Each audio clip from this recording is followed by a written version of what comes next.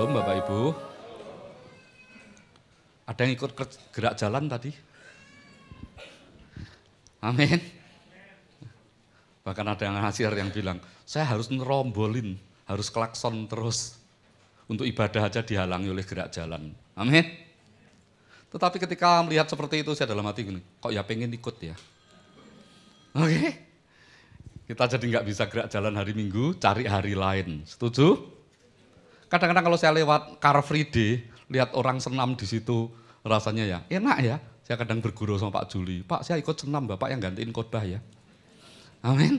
Tetapi kalau hari Minggu, kita harus mengutamakan Tuhan. Amin. Bapak Ibu yang Tuhan Yesus kasihi, hari ini saya khotbah dengan judul penghalang berkat. Bukan barisan yang menghalang ibadah. Amin. Kita nanti akan lihat di dalam Mazmur 95 ayat 7 sampai 11. Mari kita baca rencana Tuhan di dalam hidup kita. Kita lihat Roma 8 ayat 17a. Dan jika kita adalah anak, maka kita juga adalah ahli waris. Ahli waris apa? Berkat yang melimpah. Coba kita lihat di dalam Mazmur 50 ayat 12b. Punyakulah dunia dan segala isinya. Coba tepuk kiri kanannya, kamu juga punya Tuhan loh. Amin. Kamu juga punya Tuhan. Lihat Mazmur 31 ayat 20. Alangkah limpahnya kebaikanmu yang telah kau simpan bagi orang yang takut akan engkau. Yang telah kau lakukan bagi orang yang berlindung padamu di hadapan manusia. Kita lihat kalau kita ahli waris, artinya kita mewarisi semua yang Tuhan miliki, yang Dia ingin limpahkan kepada kita. Namun seringkali kalau kita menoleh ke kiri ke kanan di dalam kondisi kita saat ini, kita seringkali merasa serba kekurangan. Apalagi di dalam kondisi seperti ini, saya dengar banyak orang yang punya toko berkata tokonya sepi. Tetapi saya percaya kalau toko kita sepi, tetapi berkat Tuhan tetap melimpah. Lihat, sekarang kita akan belajar, memang ada kondisi, situasi yang membuat bisnis kita mungkin menurun. Tetapi ada juga penghalang dari sisi kita. Daripada kita melihat dari sisi yang di luar, mari kita belajar kondisi di dalam kita. Apa itu? Mari kita baca bersama di dalam Mazmur 95 ayat 7 sampai 11. Sebab Dialah Allah kita dan kitalah umat gembalaannya dan kawanan domba tuntunan tangannya. Pada hari ini sekiranya kamu mendengar suaranya, janganlah keraskan hatimu seperti di Meriba, seperti pada hari di masa di padang gurun, pada waktu nenek moyangmu mencobai aku, menguji aku, padahal mereka melihat perbuatanku. 40 tahun aku jemu kepada angkatan itu. Maka kataku, mereka suatu bangsa yang sesat hati dan mereka itu tidak mengenal jalanku. Sebab itu aku bersumpah dalam murkaku, mereka takkan masuk ke tempat perhentianku. Hari ini mari kita belajar ada 7 penghalang berkat yang perlu kita singkirkan di dalam kehidupan kita. Kita lihat yang pertama adalah otak yang berontak. Coba kita lihat di dalam Lukas 15, 11 sampai 16. Yesus berkata lagi, ada seorang mempunyai 2 anak laki-laki. Kata yang bungsu kepada ayahnya, Bapa, berikanlah kepadaku bagian harta milik kita yang menjadi hakku. Lalu ayahnya membagi-bagikan harta kekayaan itu di antara mereka. Beberapa hari kemudian anak bungsu itu menjual seluruh bagiannya. Lalu pergi ke negeri yang jauh. Di sana ia memboroskan harta miliknya itu dengan hidup berfoya-foya. Setelah dihabiskannya semuanya, timbullah bencana kelaparan di dalam negeri itu, dan ia pun mulai melarat. Lalu ia pergi dan bekerja pada seorang majikan di negeri itu. Orang itu menyuruhnya ke ladang untuk menjaga babinya. Lalu ingin mengisi perutnya dengan ampas yang menjadi makanan babi itu. Tetapi tidak seorang pun yang memberikannya kepadanya. Dari firman ini kita belajar bahwa anak bungsu ini memberontak dalam banyak hal. Yang pertama, dia akan tinggal di dalam satu keluarga yang sungguh diberkati bersama kakaknya. Betul ya? Bersama kakaknya. Dan kira-kira harta milik ayahnya banyak atau sedikit? Dari kisah anak yang hilang. Banyak. Dan yang lebih membuat dia berontak dan kurang ajar adalah dia minta warisan sebelum papahnya meninggal. Minta bagianku. Coba di sini siapa yang punya anak sudah dewasa? Tolong angkat tangan. Ada? Oke. Kalau tiba-tiba anak berkata begini, Papa wis sakit-sakitan. Warisannya didum dulu dong, dibagi dulu. Dalam hati kita bilang, oh nak, kamu bijaksana sekali loh. Kamu lihat papa sudah hampir meninggal. Atau kita tapuk. Oke? Mungkin kalau kita emosi, kita akan marah. Mengapa? Kita belum meninggal. Bahkan yang menyakitkan adalah ketika orang tua masih sehat, anak bertengkar, mulai membagi-bagi warisan. Nanti pabrik papa punya aku ya, kamu rumah saja ya. Nah, coba kalau papahnya denger, aku itu loh masih melek kata orang Jawa. Nah, biasanya merem betul. Masih melek artinya masih hidup, kok engkau membagi-bagi. Dan bagi orang Yahudi, membagi harta sebelum ayah meninggal itu luar biasa.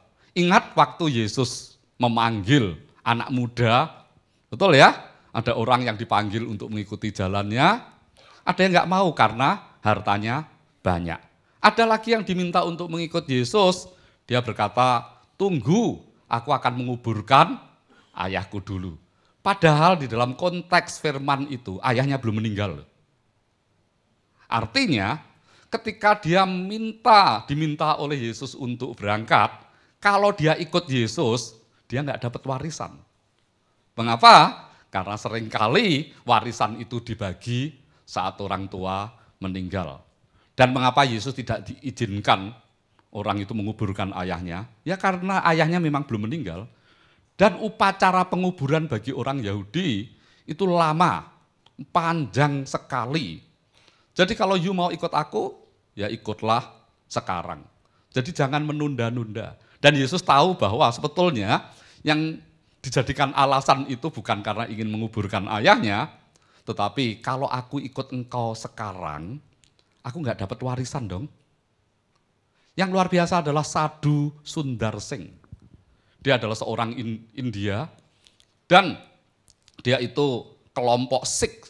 Kelompok Sikh artinya bangsawan. Pernah lihat ada orang India yang pakai handuk di keliling kepalanya? Itu pangkat loh. Bukan mengatakan, oh dingin kena AC. Enggak loh. Oke. Ada seorang ibu yang saya tanya, Bu kok nggak mau duduk yang sebelah sini katanya. AC-nya nyentrong pas katanya. Oke. Lihat itu menunjukkan kepangkatan. Dan Sadhu Sundar Singh memang tidak senang dengan kekristenan.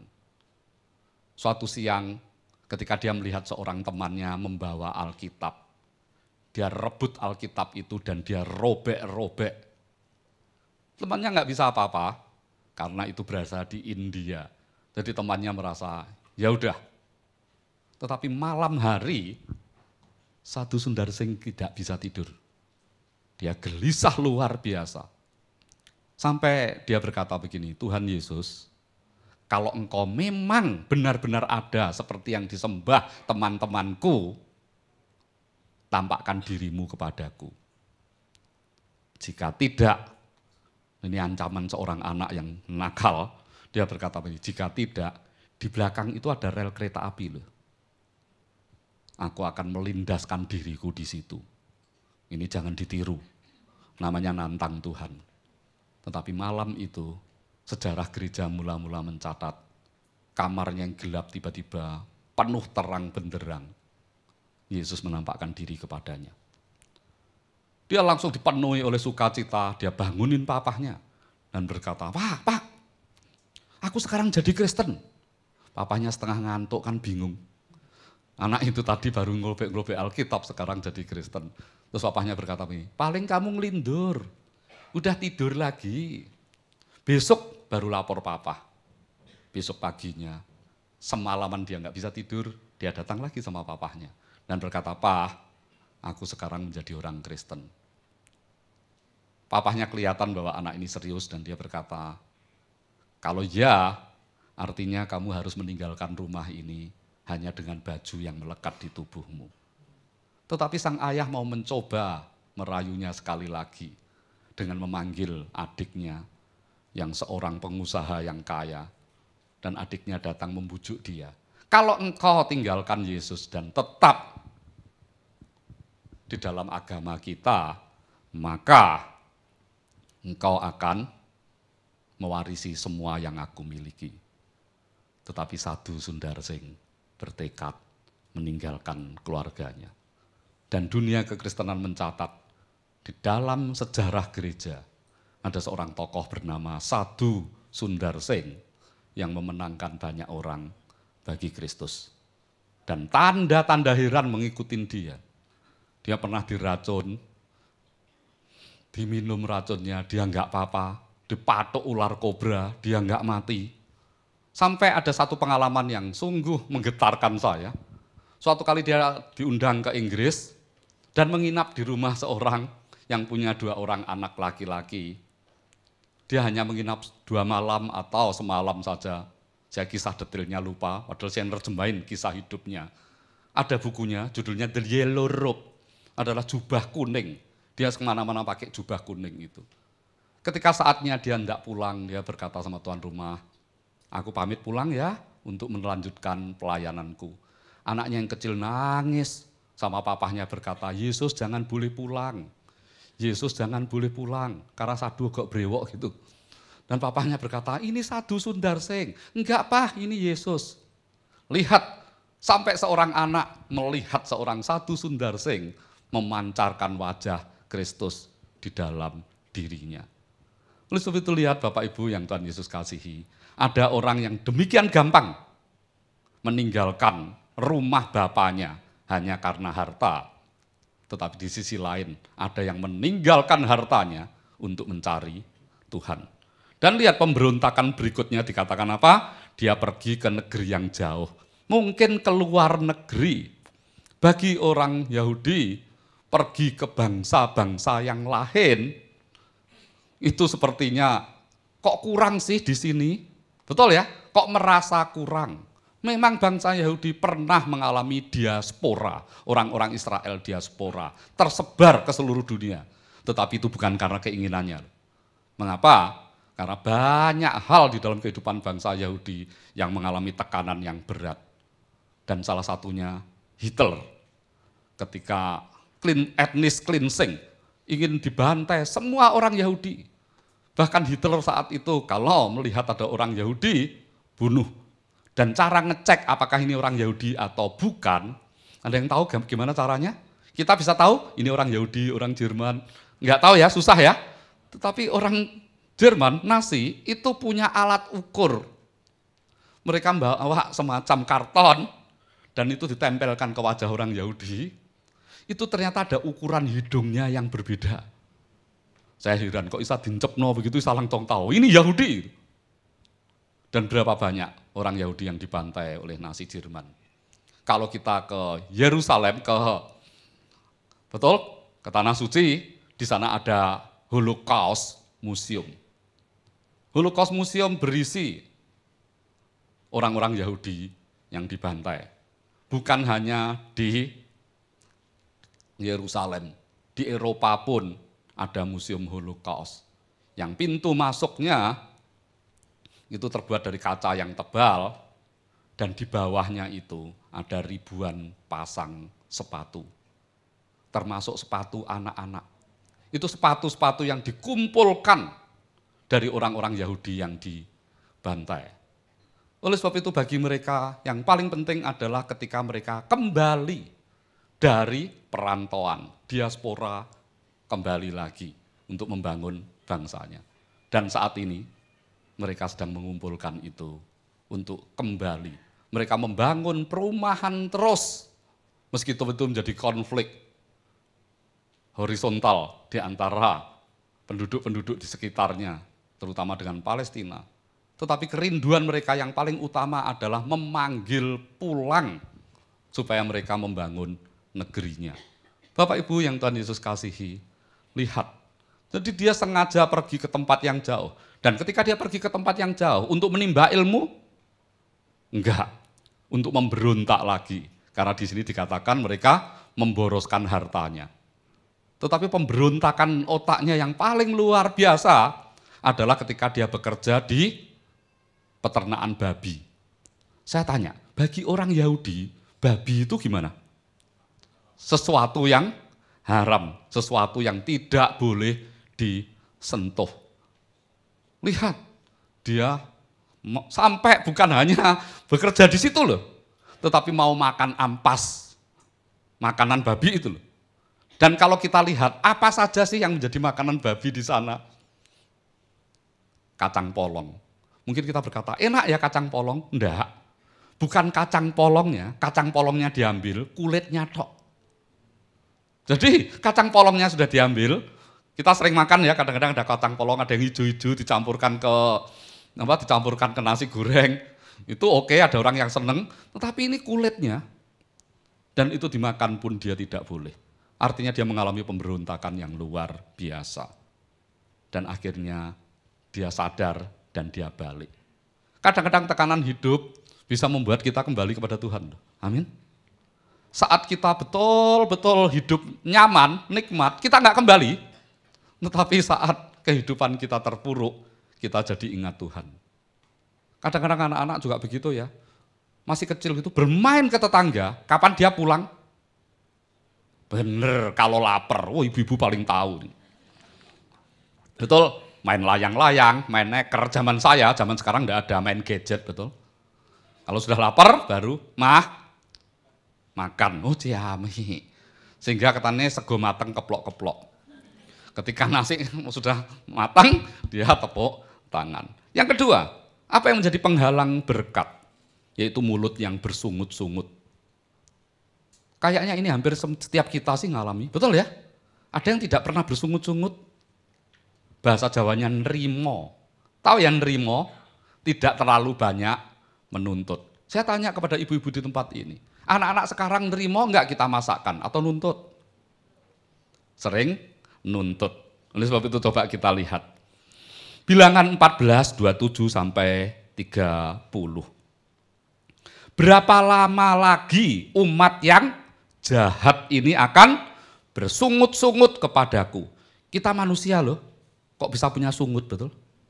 Bersungut-sungut. Segala sesuatu yang disungut-sungutkan orang Israel kepadaku telah kudengar. Katakanlah kepada mereka, demi aku yang hidup, demikianlah firman Tuhan, bahwasanya seperti yang kamu katakan di hadapanku, demikianlah akan kulakukan kepadamu. Di padang gurun ini, bangkai-bangkaimu akan berhantaran, yakni semua orang di antara kamu yang dicatat, semua tanpa terkecuali, yang berumur 20 tahun ke atas, karena kamu telah bersungut-sungut kepadaku. Bahwasanya kamu ini tidak akan masuk ke negeri yang dengan mengangkat sumpah telah kujanjikan akan kuberi kamu diami, kecuali Kaleb bin Yefun dan Yosua bin Nun, yaitu dua orang yang tetap setia kepada firman Tuhan.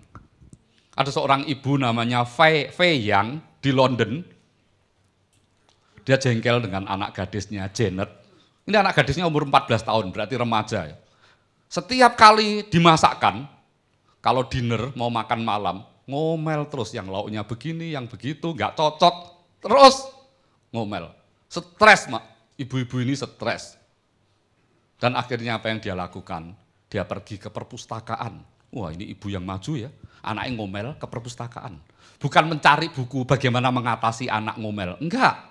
Dia baca sejarah waktu London Blitz. Yang senang sejarah pasti tahu apa itu London Blitz. London Blitz adalah ketika Perang Dunia Kedua dan kota London dihujani oleh bom. Sehingga ketika dihujani oleh bom, kota itu menjadi darurat perang. Ketika darurat perang, kita nggak bisa loh ke Carrefour, ke Pasar Turi, ke Pasar Atom untuk belanja. Betul? Nggak bisa. Maka apa yang dilakukan? Mereka terpaksa meransum, menjatah makan mereka. Dan orang bule yang biasa makannya steak, makannya jadi susah sekali cari daging. Katanya daging 1 kilo untuk seminggu. Masih mending ya, kita kadang-kadang seminggu nggak makan daging belas, betul?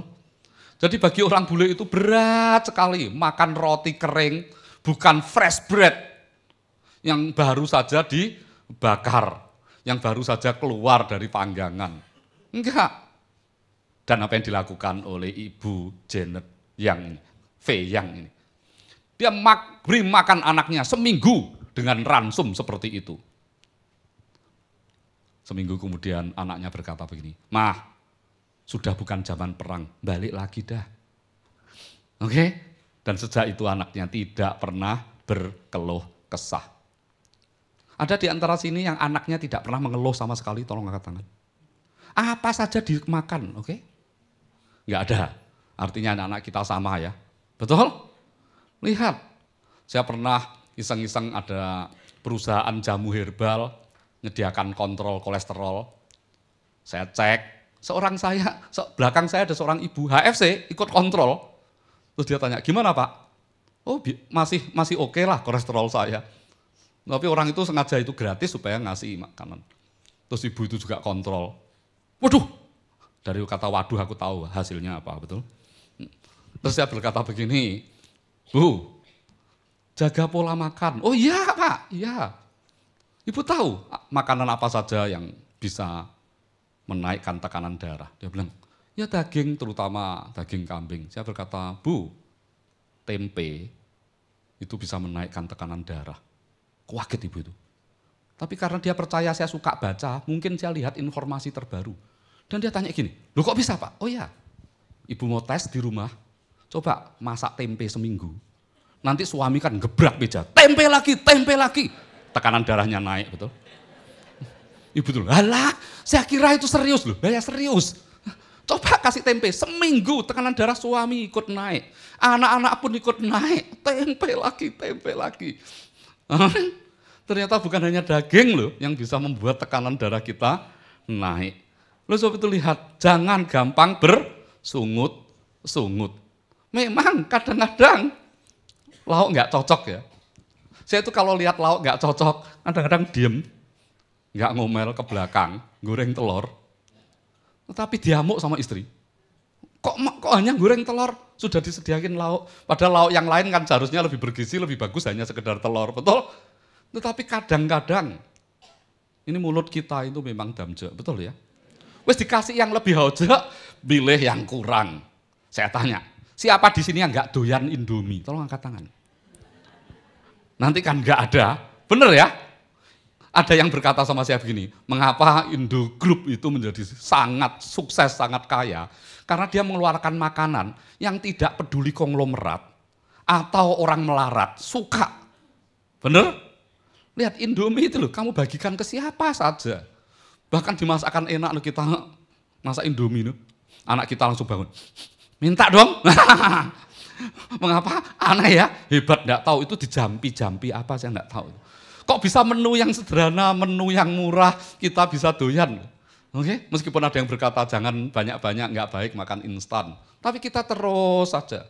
Ada yang bisa berhenti makan Indomie? Saya bisa loh, ganti Supermie.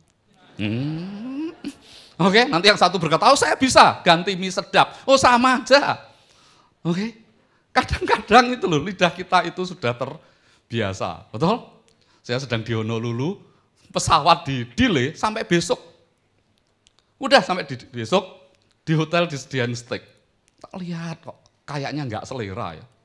Saya balik, masuk ke 7-Eleven begitu, keluar di hotel saya, ada semacam 7-Eleven. Saya tanya, lihat, gula Indomie nggak ketemu. Oke, akhirnya dapat mie Thailand. Saya beli, waduh masak di hotel, minum nikmat, saya hanya minta air panas. Minta air panas. dan steaknya dilupakan. Oke, Bapak Ibu yang Tuhan Yesus kasihi, kadang-kadang diri kita itu, terutama mulut kita, itu tidak pernah puas. Yang ketiga, hati yang makan hati. Ada yang orang yang suka, orang ini membuat makan hati loh. Hatinya sesat. Coba kita lihat di dalam Ibrani 3, 7-11. Sebab itu, seperti yang dikatakan Roh Kudus, pada hari ini, jika kamu mendengar suaranya, janganlah keraskan hatimu seperti dalam kegeraman pada waktu pencobaan di padang gurun, di mana nenek moyangmu mencobai aku dengan jalan menguji aku, sekalipun mereka melihat perbuatan-perbuatanku 40 tahun lamanya. Itulah sebabnya aku murka kepada angkatan itu dan berkata, selalu mereka apa? Sesat hati, dan mereka tidak mengenal jalanku. Sehingga aku bersumpah dalam murkaku, mereka takkan masuk ke dalam tempat perhentianku. Saya membaca seorang bapak yang malamnya bermimpi. Dan mimpi dia menghadap malaikat. Dan dalam hati, loh, apa aku mati ya? Karena dia di dalam tidurnya bermimpi. Dan malaikat itu memegang the golden book, buku emas. Dan dia tanya, itu apa itu? Ini buku kehidupan. Pengen lihat ah? Oh iya. Dan dilihat. Mana yang pengen kamu lihat? Ya kehidupanku. Dicari daftarnya. Temu namanya. Dibuka halaman pertama. Halaman itu putih, tetapi ada bintik-bintik hitam di situ. Terus dia tanya sama malaikat, apa ini bintik-bintik hitam ini? Dan dia berkata, tindakanmu yang jahat. Your evil work. Tindakanmu yang jahat. Dia lihat, oh cukup banyak juga ya. Terus dia tanya, kalau halaman berikutnya? Oh boleh, dibuka halaman berikutnya. Bintik-bintik hitamnya semakin banyak. Dan dia tanya, apa itu bintik-bintik hitam itu? Ucapanmu yang jahat. Ternyata ucapan yang jahat lebih banyak daripada tindakan kita. Betul? Saya kasih contoh. Mungkin kita berkali-kali ngomong gini loh, tak bunuh kamu, betul? Tapi membunuhnya pasti lebih sedikit, betul? Apa setiap kali kita bilang tak bunuh kamu terus kita bunuh ini? Enggak, tak kaplok loh kamu, belum tentu ngaplok. Tak pukul loh kamu. Mamah-mamah kan sering begitu kalau anaknya nakal, tak kaplok loh ya. Mama hitung loh ya sampai 3, 1, 2, 2,5, 3 kurang 1/4. Sering guyon begitu, mengapa? Karena kita enggak tega. Rupanya ucapan kita lebih banyak yang jahat daripada tindakan kita. Dan bapak ini berkata ini, halaman berikutnya dibuka lagi. Wah bintiknya semakin padat, sekarang putihnya hampir nggak kelihatan. Loh kalau yang ini apa ini? Pikiranmu yang jahat. Nah, mungkin kita nggak lakukan. Mungkin kita nggak ucapkan. Tapi pikiran kita terus bekerja. Coba kalau ada orang yang menjengkelkan kita, orang Surabaya berkata, buencekno. Betul ya? Mungkin kita nggak akan nampar, mungkin kita nggak akan maki-maki. Tapi dalam hati ini, tabrak obimu. Oke, kesambar bledek gitu. Biar dia tersambar petir, betul? Artinya pikiran kita lebih jahat dari tindakan dan ucapan kita. Dan orang ini dengan gemetar berkata gini, kalau halaman berikutnya, malaikat itu buka, gelap gulita, seperti malam itu. Bukunya itu gelap gulita itu, penuh. Terus ditanya, loh, kalau ini apa? Hati yang jahat. Oke? Mungkin nggak sempat mikir, tapi hati ini jahat pol. Oleh sebab itu anak-anak muda, seringkali orang dunia mengajarkan begini, just follow your heart. Ikuti hatimu. Saya tanya, hati kita baik atau enggak? Coba baca di Amsal, hati dikatakan baik atau enggak? Sehingga dikatakan jagalah hatimu dengan penuh kewaspadaan, karena dari situlah timbul sumber kehidupan. Betul ya? Di dalam bahasa aslinya disebut inti kehidupan. Lihat, hati kita itu jahat sekali loh. Oleh sebab itu jangan berkata just follow your heart, ikuti hatimu. Hati kita belum tentu baik loh. Sehingga orang berkata begini, hati boleh panas, pikiran tetap dingin. Kalau hati panas, pikiran panas, orang Jawa berkata umup. Oke, dari telinga bisa keluar asapnya itu. Oke. Dan kalau sudah seperti itu, maka pikiran jahat itu akan melakukan. apa yang menjadi keinginan hati yang jahat. Sebelumnya mungkin tidak kita lakukan, tetapi setelah itu akan kita lakukan. Itu sebabnya saya menulis sebuah buku, You Are What You Think. Engkau adalah apa yang engkau pikirkan. Kalau kita memikirkan sesuatu yang positif, hal itu bisa terjadi. Tetapi kalau kita memikirkan sesuatu yang negatif, hal itu terjadi. Saya hanya akan bacakan satu ayat yang tidak ada di PowerPoint, di dalam Markus 7, 21 sampai 23. Markus 7, 21, 23 dikatakan begini, sebab dari dalam hati, dari hati orang, timbul segala pikiran jahat, percabulan, pencurian, pembunuhan, perzinahan, keserakahan, kejahatan, kelicikan, hawa nafsu, iri hati, hujat, kesombongan, kebebalan. Semua hal-hal jahat ini timbul dari dalam dan menajiskan orang. Sehingga Yesus berkata, kamu itu seperti kuburan. Betul ya? Yang luarnya putih bersih, di dalamnya kotor. Saya tanya, kalau kita minum air, yang kita pentingkan sebetulnya yang di luar atau di dalam? Yang di dalam. Benar ya? Oleh sebab itu kalau nyuci piring atau nyuci gelas, yang paling harus bersih itu di dalamnya. Luarnya kotor sih oke, tetapi dalamnya itu loh. Kalau coba luarnya bersih, dalamnya kotor, kita nggak mau minum loh. Bener kan? Kadang-kadang kalau kita beli aqua aja, sudah dilapi bagus, dinceng. Coba kalau dalamnya itu ada endapannya, apalagi ada jentik-jentik. Ono uget-ugete, ini nemen itu. Nggak tahu itu kan bertelurnya di mana itu. Apa kita minum? Lumayan, protein. Ngawur. Oleh sebab itu lihat, dari dalam. Dan lihat yang keempat, apa yang bisa menjadi penghalang berkat. Mata yang buta. Mungkin kita berkata semua di antara kita tidak ada mata yang buta. Oh iya, tapi bisa buta rohani loh. Lihat, dikatakan apa di dalam Ibrani 3:19. Demikianlah kita lihat bahwa mereka tidak dapat masuk oleh karena ketidakpercayaan mereka. Mengapa? Kita itu sering mempercayai apa yang kita lihat. Benar? Yang tidak kita lihat, tidak kita percayai. Saya pernah ceritakan di tempat ini atau di Red, saya lupa. Saya itu pas hari Senin ke Galaxy Mall, cari makan di food court, masuk ke lift, begitu naik itu kok seng, waduh, ini kayak ada yang buang gas ini. Seorang ibu pakai tas mahal, ngamuk tuh, sopo ngentut ndek kene. Siapa yang buang gas di sini? Ya semua tidak ada yang berani ngaku, betul? Lihat ibu tuh marah gitu, dalam hati, jangan-jangan dia sendiri loh. Seringkali yang ngamuk tuh yang ngetokno, betul? Daripada dituduh, bener kan? Seringkali seperti itu. Tiba-tiba yang penjaga lift berkata begini, Bu, yang sabar, yang pakai celana merah-merah itu, yang dia naik turunkan orang. Ibu baru kali ini toh, saya itu sering loh dintuti orang. Dalam hati saya bilang ya sakno ya. Nah dia tidak bisa nyingkir loh, naik turun. Itu entut belum keluar, ada lagi loh yang tambah lagi. Tidak tahu itu polusinya dahsyat sekali loh. Oke, nggak kelihatan kan?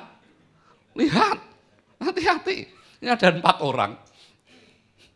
Naik mobil, tiba-tiba sang gitu di dalam mobil. Dan tiba-tiba yang nyetir itu langsung ke belakangnya. Kalian nuntut ya? Yang belakang, tidak. Asal nuduh aja. Terus dia noleh yang di belakangnya. Satu persis di belakangnya, satu sebelahnya. Kamu? Wah, aku juga enggak. Sebelahnya udah jaga-jaga. Ternyata betul dia noleh. Kamu ya? Sama yang sebelah nyetir itu. Dia bilang, enggak. Mereka bertiga. Kamu sendiri? Terus dia jawab, sedikit. Sedikit mau banyak ya sama aja, betul? Kadang-kadang enggak bunyi, yang enggak bunyi itu malah ngeri sekali. Oke? Nah ini mata yang buta, jelas-jelas itu tempat adalah tanah perjanjian. Tetapi karena dia belum melihat, maka enggak percaya. Waktu Lot sama Abraham melihat tanah, Lot pilih yang subur kan? Dia enggak lihat bahwa di dalam tempat yang subur ini banyak orang Kanaan, orang Amori, dan orang-orang yang tidak mengenal Tuhan. Dan hidupnya akhirnya dihancurkan Lot di Sodom dan Gomora. Sehingga dia keluar dari tempat itu hanya dengan 2 orang anaknya, anak perempuannya. Istrinya sendiri menoleh ke belakang. Buta, padahal mengapa? Coba kita lihat yang pertama. Banyak yang kita percayai tanpa melihat. Lihat 2 Korintus 5 ayat yang ke-7. Sebab hidup kami ini adalah hidup karena percaya, bukan karena melihat. Ada ungkapan we walk by faith, not by sight. Kita berjalan itu dengan iman, bukan dengan penglihatan. Bapak Ibu yang duduk saat ini aja, duduk dengan iman. Saya kasih contoh, nggak percaya. Tadi ada yang mau duduk, dilihat dulu, ini kuat nggak ya? Aku capek, aku 80 kilo loh. Kuat nggak ya? Enggak. Anda dikasih makan dan minum di restoran, Anda bilang begini, ini bersih ya dari racun? Enggak kan? Langsung minum. Anda naik bus, pernah nggak tanya sopirnya, Pak, Bapak punya SIM nggak? Nanti tersinggung suruh turun, padahal kemungkinan besar nggak punya loh. Ada yang nggak punya, tapi kita percaya. Untuk hal-hal yang duniawi aja kita percaya, tetapi kadang-kadang yang surgawi yang tidak kelihatan kita tidak percaya. Dan yang kedua, pengharapan bukan lagi pengharapan jika sudah terjadi. Ibrani 11 ayat 1, iman adalah dasar dari segala sesuatu yang kita harapkan dan bukti dari segala sesuatu yang tidak kita lihat. Sesuatu yang kita lihat, kita harapkan, belum tentu terjadi loh kalau kita nggak melangkah, betul ya? Saya kadang-kadang ngasih teka-teki, sehingga kemarin ketika retreat Asyir kan ada ini outbound, dan sebelum outbound, ini yang panitianya itu ngasih teka-teki, dan salah satu teka-tekinya berbunyi begini, pas kelompok saya, dia berkata begini, ada Rina dan Reni, mendung gelap sekali, sama kepala sekolahnya dipinjemi payung. Siapa yang kehujanan? Terus saya bilang, enggak ada. Dia bilang, loh kok tahu jawabannya? Iya, baru mendung, belum hujan. Rupanya jangan-jangan dia mengambil dari buku saya. Karena saya menulis 100 teka-teki yang mencerdaskan Anda. Oke, loh teka-teki ini kok iso jawab kabeh? Dalam hati, apa ya ngambil dari bukuku ya? Kalau dari ngambil bukuku ya saya langsung jawab. Kelompokku langsung seneng. Lalu teka-teki, Pak maju Pak. Loh belum tentu bisa, betul? Oke, ada contoh yang lain. Ada 3 ekor kodok, kata ya, duduk di atas daun teratai. Betul ya? Yang seekor berniat melompat. Berapa yang sisa di atas daun? Tetap 3. Berniat belum lompat loh. Betul ya? Aku niat beli mobil, sudah beli belum?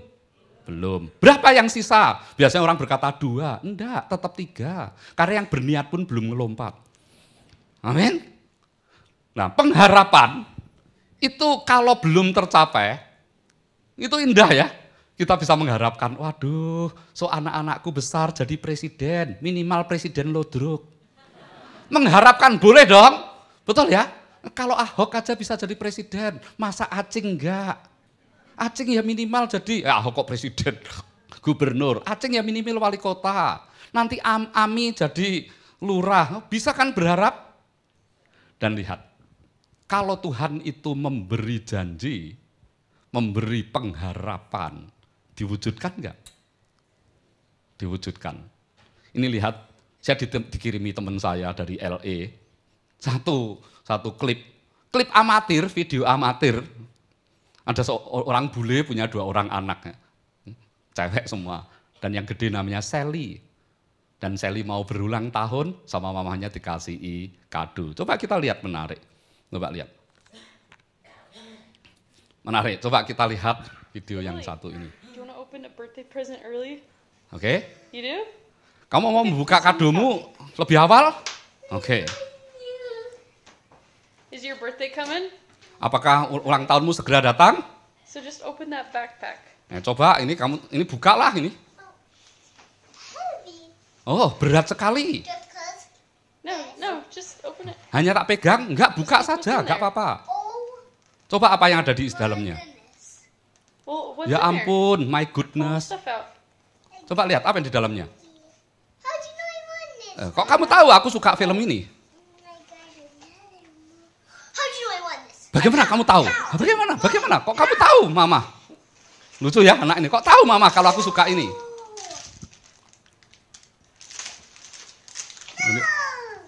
Pajamas. Piyama. What kind are those?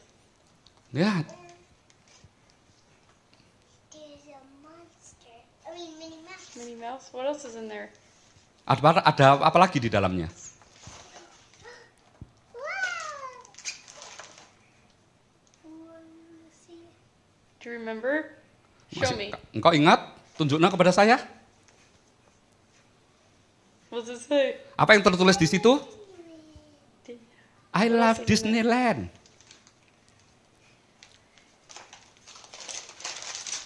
Snacks? Snack. Enggak diterjemahin Oreo gitu ya. Seharusnya ya. More snacks? Snack lagi. That's it. That's it. Habis. Where do you think we should take all this stuff? Kira-kira barang-barang ini cocoknya dibawa Where do pergi you wanna kemana go ya? with it?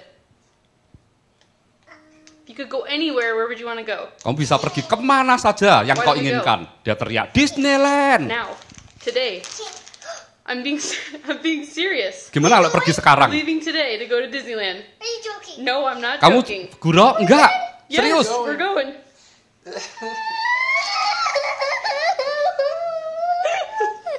Diajak ke Disneyland malah nangis. Lucu ya anak-anak ya. It's for your birthday. Selamat ulang tahun. Happy birthday. It's my birthday today. No, in a week. Apakah but we're aku ulang going. tahun hari I'm ini? crying Enggak. too. I'm crying too. You excited? Your daddy hugs.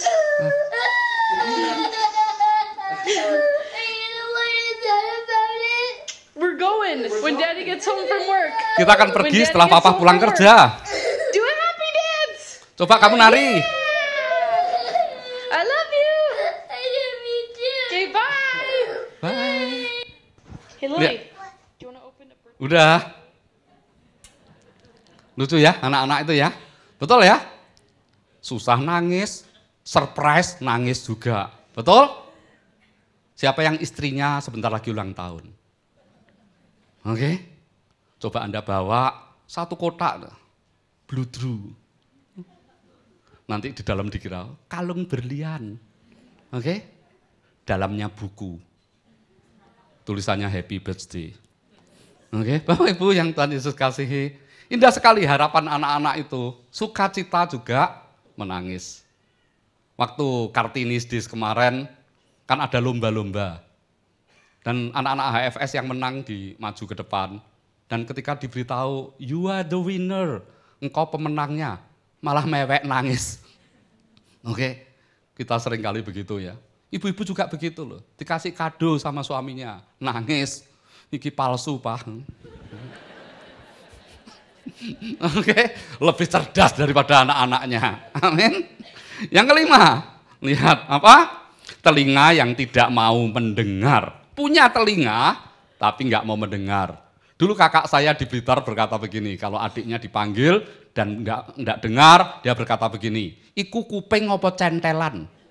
Itu telinga atau hanya ditempelkan? Terus kita menjawab, untuk gantungan kacamata. Oke, kadang-kadang ada telinga, tapi kita tidak mendengar. Oleh sebab itu berkat tidak bisa turun. Yeremia 11, 3-4. Katakanlah kepada mereka, beginilah firman Tuhan Allah Israel. Terkutuklah orang yang tidak mendengarkan perkataan-perkataan perjanjian ini. Yang telah kuperintahkan kepada nenek moyangmu pada waktu mereka aku bawa keluar dari tanah Mesir, dari dapur peleburan besi, dengan berfirman, dengarkanlah suaraku dan lakukanlah segala apa yang kuperintahkan kepadamu, maka kamu akan menjadi umatku dan aku akan menjadi Allahmu. Siapa paling senang dengan bahasa Jawa yang satu ini? Katanya pendek, tapi maknanya dalam sekali. Ndablek. Do you know the meaning of ndablek? Ndablek itu mengerti enggak? Mengerti. Tahu enggak? Tahu. Dilakukan enggak? Enggak. Nah, itu ndablek, betul? Sudah ngerti loh. Misalnya, kalau makan kerupuk banyak-banyak, batuk enggak? Batuk. Sudah tahu enggak? Tahu. Dimakan enggak? Podo mamai.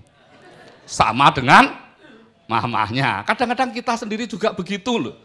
Sudah diberitahu, kalau kita terlalu banyak makan snack, maka bisa membesar. Salah satu negara yang unik adalah New Zealand. Selandia Baru. Selandia Baru. Mengapa? Karena orang Selandia Baru itu makan 7 kali sehari. Mungkin kita kaget tuh. Oh iya. Tetapi kalau kita tahu budayanya, baru kita tahu bahwa tidak seperti yang kita bayangkan. Saya pernah pimpin retreat anak-anak Selandia Baru, dan saya tanya, betulkah kalian itu makan 7 kali sehari? Dan mereka berkata begini, ya enggak sebetulnya enggak seperti itu sih. Makan yang main course itu bahkan 3 atau hanya 2. Yang lain persis seperti orang Indonesia, ngemil,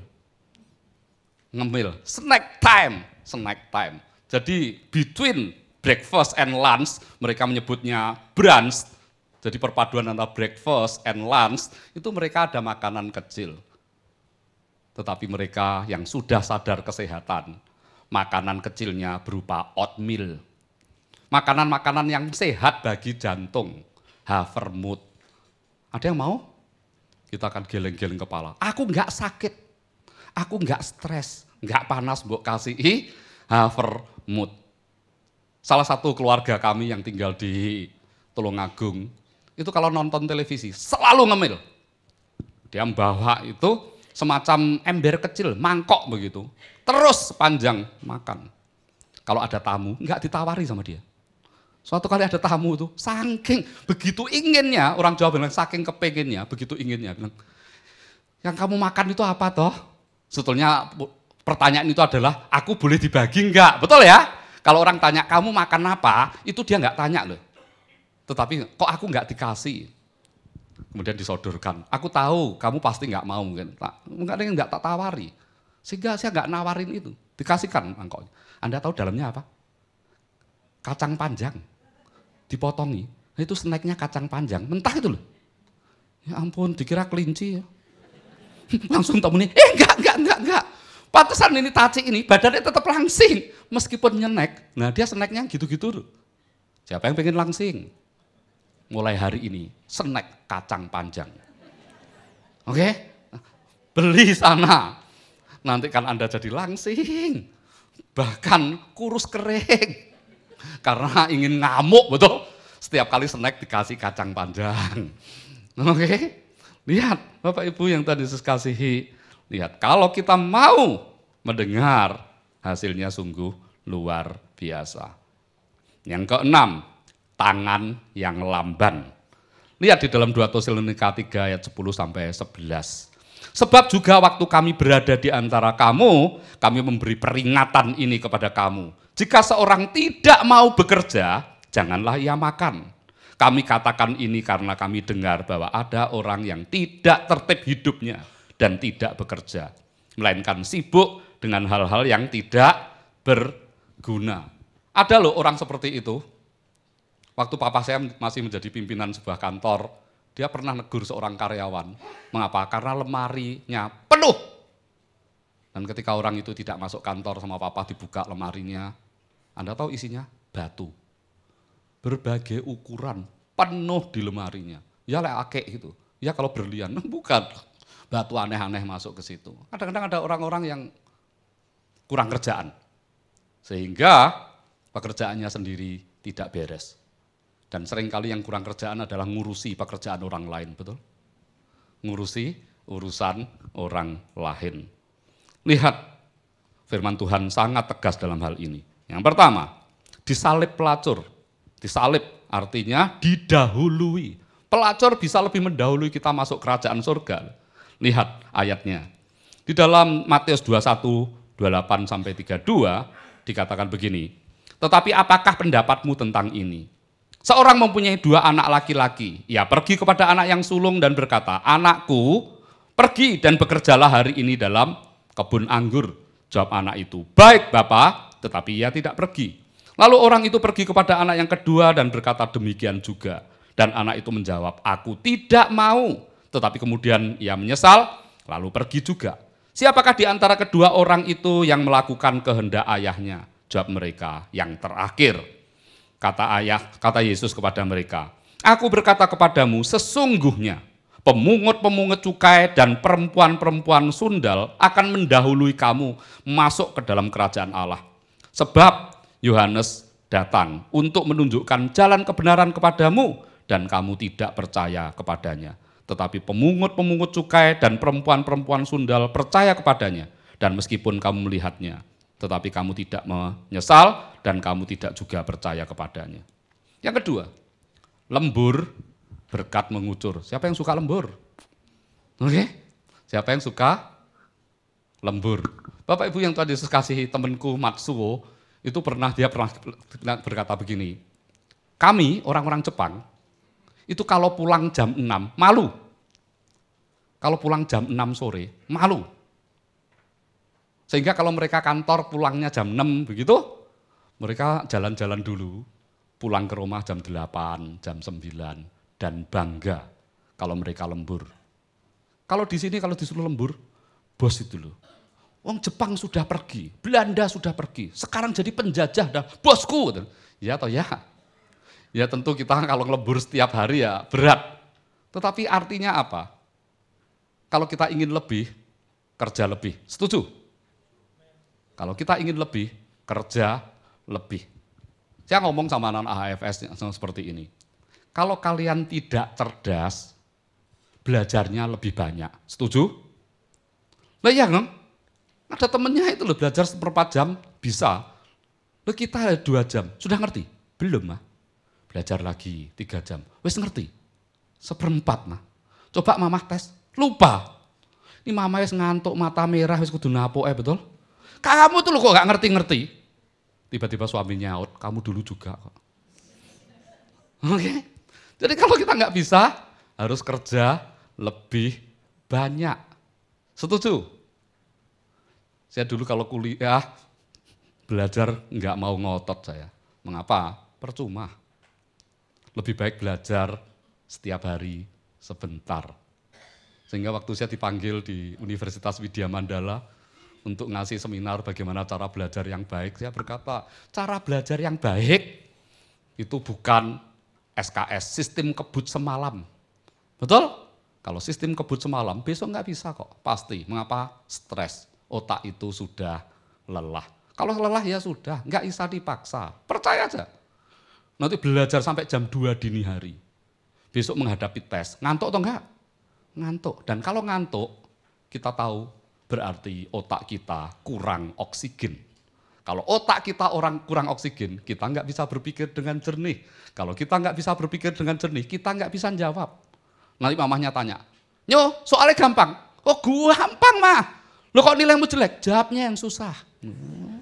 Soalnya gampang, jawabnya yang susah. Ini ruwet ini. Oke? Lihat, Kolose 3:23-24. Apapun juga yang kamu perbuat, perbuatlah dengan segenap hatimu, seperti untuk Tuhan dan bukan untuk manusia. Kamu tahu bahwa dari Tuhanlah kamu akan menerima bagian yang ditentukan bagimu sebagai upah. Kristus adalah Tuhan dan kamu hambanya. Sekarang kita lihat yang terakhir, yang 7. Kaki yang ogah mendaki. Yosua 3:13. Segera sesudah kaki para imam mengangkat tabut Tuhan semesta bumi, berhenti di dalam air sungai Yordan, maka air sungai Yordan itu akan terputus, air yang turun dari hulu akan terhenti, mengalir menjadi bendungan. Seringkali Tuhan menyuruh kita, air dibukakan, seperti Laut Merah. Tetapi lebih sering, laut belum dibukakan, kita suruh melangkah dulu. Ya atau ya? Benar? Melangkah dengan iman. Tadi saya diskusi sama beberapa asyir, dan dia berkata, apa ya betul sih kalau milih mainan itu harus berdoa dulu, Tuhan mainan yang ini atau yang itu. Bahkan ada temen itu yang luar biasa loh, dia berkata begini, Tuhan hari ini aku pakai sabuk coklat atau sabuk hitam. Mungkin kalau aku jadi Tuhan, wes pilihan dewe, gue ganggu sing gitu tuh. Tuhan aku melangkah mana dulu ya Tuhan ya, biar enggak kejungkel, lah ruwet kita. Oke? Tuhan ini ada telur ceplok atau telur dadar, kira-kira Tuhan berkenan aku makan yang mana? Tuhan jawab, dua-duanya. Oke? Mengapa? Karena kita juga diberi hikmat. Setuju? Kadang-kadang loh kita suruh melangkah lebih dulu. Dan kita akan lihat konklusinya. Apa yang harus kita lakukan? Kalau 7 hal itu menjadi penghalang berkat. Pulang kembali ke rumah Bapa seperti anak yang hilang. Lihat 2 Tawarikh 7:13-14. Ini ayat pendek yang dahsyat sekali. Dikatakan begini, bila mana aku menutup langit sehingga tidak ada hujan Dan bila mana aku menyuruh belalang memakan habis hasil bumi. Dan bila mana aku melepaskan penyakit sampar di antara umatku. Dan umatku yang atasnya namaku disebut, merendahkan diri, berdoa dan mencari wajahku, lalu berbalik dari jalan-jalannya yang jahat, maka aku akan mendengar dari surga dan mengampuni dosa mereka. Yang terakhir dikatakan apa? Serta memulihkan negeri mereka. Oleh sebab itu, saat kita tidak diberkati, tema bulan kita adalah blessing in the desert, bukan desert. Blessing in the desert. Maka kita percaya saat padang gurun itu, kalau kita kembali kepada Tuhan, kita akan menemukan oasis yang baru. Tuhan Yesus memberkati. Amin.